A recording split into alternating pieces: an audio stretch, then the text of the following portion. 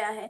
अभी ये सब के बाद मैं ये बताना चाहूंगी कि एनसीआरबी की बात हो रही है तो उनका आखिरी डाटा यही बता रहा था कि देश भर में कुल जो अपराध है महिला के खिलाफ वो कुछ 4,48,211 है।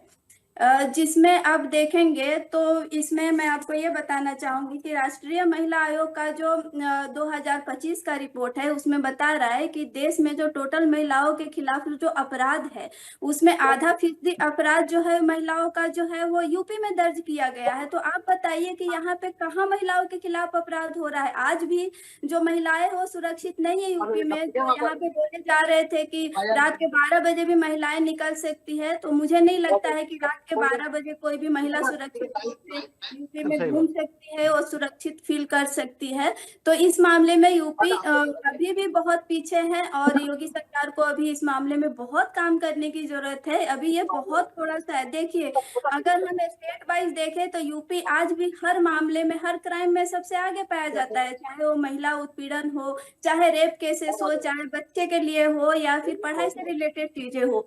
तो इन सब में जो है यूपी अभी भी आगे है। तो अभी जो आप लोग एनसीआरबी का डाटा कह रहे हो, आंकड़े अगर आप छोड़ दें तो अभी भी स्टेट वाइज देखेंगे तो यूपी अभी भी आगे है। तो अभी तो यूपी सरकार को बहुत काम करने की जरूरत है। ये तो अभी कुछ भी नहीं है और अभी तो जगी है। देखिए 6-7 साल हैं, अभी 2017 से वो है सरकार में, अभी तक इतना ही हुआ है। अब दे ऑन द स्पॉट मार रहे हैं, सब कर रहे हैं, ठीक है, अभी वो जगह है क्योंकि आने वाले इलेक्शन में भी तो उनको अपना काम दिखाना है। तो अभी जिस हिसाब से पीटीए चल रही है उसके हिसाब से इनको भी तो अपना काम दिखाना होगा। और अभी जो वो काम महिलाओं के लिए चालू किए हैं वो आगे ऐसे ही चलता रहे, ये बात है। ये ऐसे ही नहीं हो कि बस ये चालू हुआ और खत्म हो गया, तो ऐसा नहीं होना चाहिए। अभी स्टार्ट हुआ है, अभी बहुत काम करने की जरूरत है योगी सरकार को, ताकि महिला सुरक्षित रहे और महिला आत्मनिर्भर बने और आगे भी आत्मनिर्भर रहे। उसके लिए योगी सरकार को काम करते रहना पड़ेगा। चलिए ठीक है, इस वक्त हमारे दो सहयोगी जुड़ रहे हैं लखनऊ से और शाहजहांपुर से। शाहजहांपुर से शशांक हैं तो वहीं लखनऊ से अभिषेक सिंह लगातार बने हुए हैं। अभिषेक, मैं आपके पास आना चाहूंगी। अभिषेक, अगर आप तक मेरी आवाज पहुंच रही है, ये बताइए लगातार रिएक्शंस किस प्रकार आ रहे हैं? जो एनसीआरबी के आंकड़े रिलीज हुए हैं, क्या कहना है लोगों का? बिल्कुल, देखिए, बड़े पैमाने पर उत्तर प्रदेश में जिस तरह अपराध बढ़ा था उस पर अंकुश लगता हुआ नजर आया है। और जिस तरह के अपराध हो रहे थे, यानी हीनियस क्राइम के अपराध जब पिछले दिनों हुए, यानी पिछली सरकारों में अगर कहा जाए 2017 से पहले, उस अपराध में बड़े पैमाने पर कमी आई है। और सबसे बड़ी बात, उत्तर प्रदेश में जो सिंडिकेट क्राइम बढ़ा था, यानी जेल में बैठकर बड़ा सिंडिकेट अपराध बढ़ा हुआ था, उसमें बड़े पैमाने पर कमी आई है। संगठित अपराध से जुड़े हुए घटनाक्रम उत्तर प्रदेश में तकरीबन ना के बराबर गुजरे हैं। और इसकी वजह साफ तौर पर पुलिस की तरफ से की गई सख्ती और इन्वेस्टिगेशन को कई पैमानों पर सुदूर किया गया और दुरुस्त किया गया है। और शायद यही वजह है कि हाईटेक पुलिसिंग का ये जीता जागता नमूना है कि उत्तर प्रदेश, जहां आए दिन संगठन अपराध के तार ना सिर्फ देश विदेशों से जुड़ रहे थे, वो तार ना सिर्फ कटे हैं बल्कि कई बड़े माफिया डॉन्स और इस तरह के जेल में बैठकर सिंडिकेट अपराध चलाने वाले लोगों पर अंकुश लगता नजर आया है। साथ ही महिला अपराधों की बात करें तो कोशिशें बहुत सारी सरकार की तरफ से की गई हैं, चाहे वो रोमियो स्क्वाड बनाने का काम हो, छीटाकशी, ईव टीजिंग जैसी घटनाएं सरेआम हुआ करती थी पहले उत्तर प्रदेश में, उसमें कमी आई है। शोहदों की तरफ से कई बार घटनाएं की जाती थी, मंचलों की तरफ से घटनाएं की जाती थी, उसमें कमी आई है। और बड़े पैमाने पर महिलाओं से जुड़ी हुई कई सारी सशक्त करने की योजनाएं सरकार की तरफ से चलाई गई। और बड़े पैमाने पर यूपी पुलिस में भी जिस तरह महिलाओं की बड़ी भागीदारी देखने को मिली है, वो अपने आप में बीते कई सालों के लिए एक बड़ा रिकॉर्ड कायम करता हुआ नजर आता है। ठीक है शशांक, ये बताइए, शाहजहांपुर में आप लगातार तमाम रिपोर्ट्स कवर करते हैं। शाहजहांपुर में हिंसा हुई देखी हमने, लेकिन उस हिंसा को कैसे 24 घंटे के भीतर या 48 घंटे के भीतर सरकार द्वारा, पुलिस प्रशासन द्वारा काबू किया गया, वो क्या कहता है?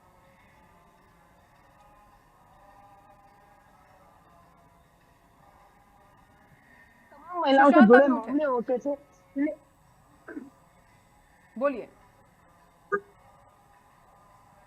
जिस तरीके से पिछली सरकारों में हिंसा होती थी, तो जो पुलिस थी वो सुस्ती का रवैया अपनाती थी, जिला प्रशासन के अधिकारी मौके पर नहीं पहुंचते थे। लेकिन योगी सरकार में अगर हम सबसे बड़ी बात करें तो प्रशासन जिस तरीके से शहर के कप्तान ने और जिला अधिकारी ने कमान संभाली और खुद सड़कों पर उतरकर पूरे मामले को शांत कराया और दोनों बच्चों को जी, दोनों बच्चों को आपस में बिठा के एक साथ ही सुलहनामा भी कराया। इसके साथ ही आपको बताते चले कि जो महिलाओं के साथ घटनाएं घटती थी, चाहे वो छींटाकशी हो, सौदों के द्वारा छेड़छाड़ हो, मनचलों के साथ हो, भी करते थे जिन तरीके की हरकतें, आज के टाइम में वो अपराध पूर्ण रूप से रुक चुका है। क्योंकि सबसे अहम बात यह है कि कहीं ना कहीं योगी सरकार का सीधा कहना कि अगर हमारी माँ, बहन, बेटी को एक चौराहे पे छेड़ोगे तो अगले चौराहे पे तुम्हें ढेर कर देंगे। चाहे वो पुलिस लंगड़ा ऑपरेशन चला रही, तमाम ऐसे अभियान चला के पुलिस ने मनचलों के खिलाफ बड़ी कार्रवाई की है। ठीक है, यश जी बोलिए। रही है, कुलदीप सेंगर भी इसी सरकार का रहा है। योगी सरकार थी, भारतीय जनता पार्टी के विधायक थे। एक हमारी बहन है, उसका अंतिम संस्कार किया गया तो टायर पेट्रोल डाल करके किया गया। ये सनातनी परंपरा होगी जो हिंदू की ठेकेदार बनने की बात कहती है सरकार। एक परिवार के यहाँ बुलडोजर चलाया जिसमें पिता और पुत्री दोनों क्या कहूं अपना जीवन खो दिए। ऐसे तमाम घटनाएं हैं जो योगी सरकार के कारण हुई हैं, किसी और के कारण नहीं हुई हैं। क्राइम होना देखिए, घटना किसी सरकार के हिस्से में नहीं है, लेकिन कार्रवाई करना सरकार के पक्ष में। जिस तरीके से बुलडोजर को लीगल एक्शन बता करके, पुलिसिंग का एक्शन बता करके योगी सरकार ने एक बात देश के अंदर प्रमाणित करने की कोशिश करी, इससे दुर्भाग्यपूर्ण कुछ नहीं हो सकता, क्योंकि लॉ एंड ऑर्डर का कहीं से कहीं तक बुलडोजर से लेना देना नहीं होता। कानून व्यवस्था का बुलडोजर से कोई लेना देना नहीं होता। लेकिन योगी सरकार को क्योंकि कानून व्यवस्था ना चलाना आती है, ना वो जानते हैं उसके बारे में, तो वो बुलडोजर को लेकर के आ जाते। बुलडोजर से आप विध्वंस करने की राजनीति कर रहे हो कि जिसके खिलाफ आपको कुछ काम करना है तो आप बुलडोजर चला रहे हैं, और उसमें आपको सुप्रीम कोर्ट, हाई कोर्ट, मानव अधिकार से तमाम ऐसे प्लेटफॉर्म से जहां से लगातार लताड़ लग रही है, बेइज्जती हो रही है। लेकिन अब ठीक है, कुछ हमारे मीडिया हाउसेस उस बेइज्जती को नहीं दिखाते हैं, उसको बढ़ चढ़ के दिखाना चाहते हैं तो बढ़ चढ़ करके दिखाएं, लेकिन लोग देख रहे हैं किस तरीके से चीजें खराब हो रही हैं। मैं ये जानना चाहता हूं, जिस तरीके से बिजली उत्पादन के लिए योगी सरकार अपनी पीठ थपथपाती थी, लेकिन पिछली ही सरकारों के कारण आज तक बिजली दे पा रहे हैं। योगी पार्ट 1 में जो बिजली के मंत्री थे, वो मथुरा के विधायक जी कहाँ गायब हो गए अगर बिजली बहुत अच्छी दी थी। और अब जो योगी पार्ट 2 में बिजली के मंत्री हैं, वो तो अपने गृह जिले में जाते हैं, बिजली गायब हो जाती है उनके कार्यक्रम में। 8 साल का उत्सव मनाते हैं तो बिजली गायब हो जाती है। तो जिस तरीके से उन्होंने बिजली उत्पादन पे कोई काम नहीं किया, वैसे पुलिस के लिए भी कोई काम नहीं किया। मुझे बताइए, जैसे भी आपकी शाहजहानपुर की शुक्ला जी जो रिपोर्टिंग कर रही थी, पुलिस का रिस्पांस सिस्टम किसने बेहतर किया? डायल 100 जैसी आधुनिक व्यवस्था को किसने बेहतर किया? पुलिस सवाल है आपसे, आधुनिक पुलिस हेडक्वार्टर किसने बनाया? आपने बुलडोजर एक्शन की बात की है, ये बताइए आपको किस बात से एतराज है? एक्शन लेने से, एक्शन के तरीके से, और बुलडोजर के खिलाफ गलत अगर आप हैं तो समझाइए क्यों। मैं पहले अपनी बात खत्म कर दूं, फिर आपकी बात। वक्त की कमी है इसलिए मैं छोटा हाँ, मैं उसको 20-30 सेकंड में खत्म कर दूं। बेटर पुलिसिंग के लिए सरकार ने क्या रोमियो स्क्वाड बनाया? रोमियो स्क्वाड तो बंद कर दिया। भाई बहन को पकड़ने लगे, पति पत्नी को पकड़ने लगे, इसको रोमियो स्क्वाड का नाम देंगे, ये उपलब्धि कहेंगे, रोमियो स्क्वाड की तो बात अलग है। बेटर पुलिसिंग किस सरकार ने क्या किया? क्या अत्याधुनिक पुलिस हेडक्वार्टर बनाया? बेटर पुलिसिंग के लिए गाड़ियां उपलब्ध कराई, डीजल खत्म हो रहा है गाड़ियों का। क्या कौन सा ऐसा काम किया? बेहतर पुलिस की भर्तियां की हुई हो बड़े पैमाने पे, पुलिस को कोई राहत दी हो कि हाँ ठीक है पुलिस बहुत अच्छे से काम कर पाएगी। अभी एक अजय सिंह विधायक है भारतीय जनता पार्टी के, वो एक दरोगा को कह रहे हैं मैं तुझे देख लूंगा, क्या कार्रवाई करी उन्होंने अपने विधायक के ऊपर। ऐसी तमाम घटना है। अब आप जो मुझसे सवाल कर रहे हैं बुलडोजर, में उसका जवाब दे चुका। बुलडोजर न्याय का प्रतीक नहीं, बुलडोजर ना कानून व्यवस्था के अंतर्गत आता है, लेकिन भारतीय जनता पार्टी दिखाती है। आप बताइए किसी के भी घर पे, आप जितने को घर पे बुलडोजर ये चला रहे, यही कह रहे हैं कि गैर कानूनी ढंग से बनाया गया था, अतिक्रमण था। तो अतिक्रमण और गैर कानूनी ढंग से बनाया हुआ इनका लॉ एंड ऑर्डर से क्या लेना देना हो गया? मुझे समझा दीजिए ना। तो ये बुलडोजर का कानून व्यवस्था से और पुलिस से क्या लेना देना हो गया? अतिक्रमण का मामला है, वो नगर पालिका, नगर निगम देखेगी कि पुलिस देखेगी, और जो अपराध कर देगा तभी आपको उसका अतिक्रमण दिखाई देता, उससे पहले अतिक्रमण नहीं दिखाई देता। अभी आज जिनके यहाँ बुलडोजर चल रहा है, 8 साल से योगी सरकार का कुंभकर्ण की नींद सोई थी, 2 अक्टूबर का इंतजार कर रही थी, दशहरा आएगा तो कुंभकर्ण जागेगा, फिर उसको आग लगाई जाएगी, तो कुंभकर्ण बन के सो रही थी योगी सरकार। इससे पहले इन लोगों को नहीं दिखाई दे रहा था कि किस तरीके का अपराध घटित हो रहे हैं, अतिक्रमण हुए हैं, किस तरीके की चीजें हो रही हैं। तो ये सारे आंकड़े दिखते हैं जो साफ साफ दिखाई देते हैं, जमीन पे दिखाई देते हैं। और किताबों के साथ कैसे छेड़छाड़ भारतीय जनता पार्टी की सरकार करती है, तमाम इनकी उपलब्धियां, नोटबंदी जैसा एक धब्बा इन्होंने देश के ऊपर लगा के रखा है, पूरे देश को प्रताड़ित किया।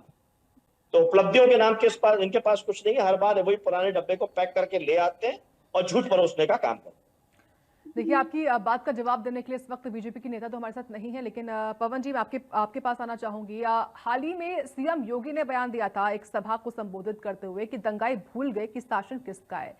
सरकार की पॉलिसी, सरकार का ये जो रवैया है, इसको आप खुद बतौर कांग्रेस की प्रवक्ता और आपकी पार्टी किस तरीके से देखते हैं? क्या सरकार की पॉलिसी इस तरीके से सही है? देखिए, ये जो बातें करते हैं ये सिर्फ प्रोपेगेंडा की बातें हैं। और यश भाई ने बोला कि सही बात बोली कि इन लोगों पर खुद का कुछ करने के लिए तो है नहीं। देश की आजादी से लेकर के आज तक ये सिर्फ दूसरों की मलाइयां इन्होंने खाई हैं। हम इनके पास तो खुद का देशभक्त तक नहीं है, स्वतंत्रता संग्राम सेनानी तक नहीं है। छोड़िए इस बात को। दूसरी बात, योगी जी ने अभी जो आपने जो बात बोली, मुझे ये बताइए कि क्या पूरे देश में योगी जी ने क्राइम कम कराया है? अगर आप एनसीआरबी का सारा डाटा उठाएं तो मैंने तो आपको खुद बोला है, इंडिया तो इंडिया पूरे वर्ल्ड में इस टाइम में सबसे अच्छी जिंदगी जीने के लिए टाइम है। तो ये लोगों के अंदर, मैं ये कहना चाहता हूं कि अगर मैं कोई कार्य करता हूं तो मुझे उसका श्रेय मिलना चाहिए। ये सारा श्रेय जाता है देश के लोगों को।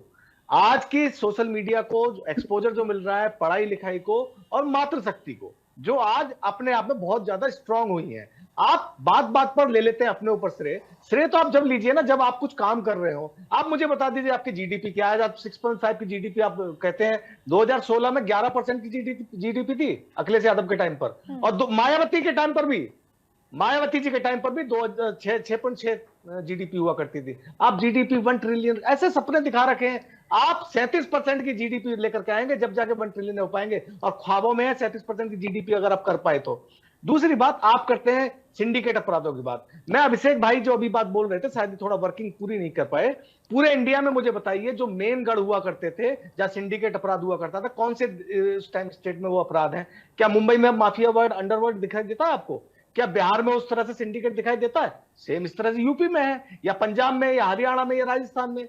ये सब एक्सपोजर की वजह से है। बच्चे जो नई पीढ़ी के बच्चे हैं उनका ध्यान इस तरफ नहीं है, वो पढ़ाई की तरफ ध्यान दे रहे हैं। आप और हमारे घर में भी बच्चे हैं, हम अपने पिछले बचपन को ध्यान करें और आपके ध्यान करें, बच्चों के अंदर बहुत अंतर है। बच्चों का कंसंट्रेशन में पढ़ाई की ओर है, फ्यूचर की ओर है। तो इसका श्रेय उस जनमानस को जाना चाहिए, ना कि एक कोई पॉलिटिकल पार्टी झूठे प्रोपेगेंडा के साथ में ये सब चीजें लेकर के आए। आप बात कीजिए जिस दिन मुझे अच्छा लगेगा, और मैं खुद सपोर्ट करूंगा जिस दिन योगी जी आकर के बोल दे कि आज मैंने फला इतने सारे करोड़ रोजगार लोगों को दे दिए। आज मातृशक्ति, सरिता जी की बात बिल्कुल सही है। रात को 12 बजे आप स्वयं जांच समझ सकती है, रात को 12 बजे जिस दिन महिला हमारे आखिरी सवाल है 30 सेकंड का। सरिता जी, आपसे मैं सवाल लेना चाहूंगी, आखिरी सवाल है, फिर इस बड़ी बहस को यहीं पर खत्म करना होगा।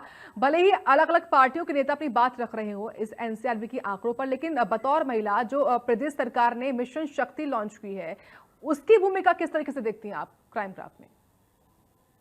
ये आप मुझसे पूछ रहे हैं सवाल? जी जी जी। ये देखिए, मिशन शक्ति जो है वो बहुत अच्छा है। मैंने बोला ना कि सरकार जो अभी कर रही है वो बहुत अच्छा कर रही है, लेकिन जितनी भी सरकार से उम्मीदें थी, अभी 2017 यानी कि 8वें साल में है सरकार अभी अपने, और इन्हें डबल इंजन की सरकार कही जाती है। तो इस सरकार को जितना प्रोग्रेस करना चाहिए था, महिलाओं को लेके हो, युवाओं को लेके हो, या आप देख लीजिए कि यूपी में एग्जाम्स तय हो जाते हैं तो पेपर लीक जो हो जाता है, तो ये सब पे उन्हें कड़ी नजर होनी चाहिए थी। जब वहाँ की सरकार है तो सरकार मजबूत होना चाहिए। तो इन सब चीजों पे काम नहीं हो रहा है। देखिए, महिला सशक्तिकरण पे बढ़ावा दे रही है, नो डाउट कि महिला सशक्तिकरण को आगे किया जा रहा है, और नए जन्मे बच्चों को कुछ पैसे भी दिए जा रहे हैं, कुछ धनराशि दिए जा रहे हैं, ये सब बेटर हो रहा है। लेकिन सरकार अभी 8वें साल में जगी है ना, तो ये परेशानी है कि अगर ये काम बहुत पहले से किया जाता तो यूपी का क्राइम अभी कहीं कम होता। देखिए, थोड़े बहुत क्राइम रेट कम हो जाने से ऐसा नहीं है कि यूपी का क्राइम खत्म हो गया है। अभी पूरे देश या यूपी से अगर क्राइम को खत्म करना है तो योगी सरकार को सिर्फ 6-7 साल में एक बार काम करने से नहीं होगा, उनको काम करते रहना पड़ेगा और लगातार करना पड़ेगा, और लोगों को दिखना चाहिए कि सुधार हो रहा है। भले आंकड़े बताते हैं कि कम हुआ है, लेकिन रोकना पड़ रहा है आपको क्योंकि वक्त की कमी है, वक्त इतने की अनुमति देता है हमको। यश जी, सरिता जी और पवन जी, बहुत धन्यवाद आपका जुड़ने के लिए, और साथ ही हमारे सभी सहयोगी आपका भी बहुत धन्यवाद जुड़ने के लिए और बड़ी बहस का हिस्सा बनने के लिए। और इसी के साथ इंडिया न्यूज उत्तर प्रदेश के हमारे खास डिबेट शो बड़ी बहस में इतना ही। आप देखते रहें इंडिया न्यूज उत्तर प्रदेश उत्तराखंड।